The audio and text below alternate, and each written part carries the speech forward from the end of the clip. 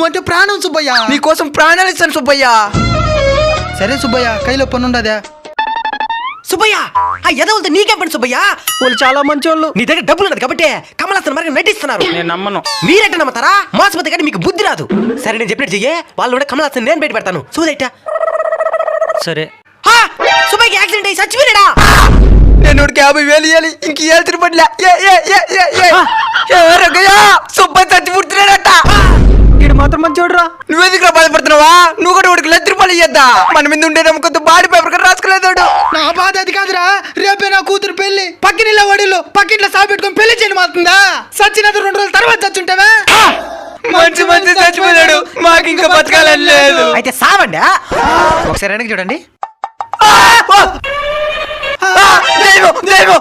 నేను జీవించలేరా? నేను చచ్చేది కదరా, మీ ఇద్దరు చంపేస్తున్నాను. ఇలాంటి జిత్తులు మారిన సమాజంలో చాలా మంది ఉంటారు. మనమే జాగ్రత్తగా ఉండాలి.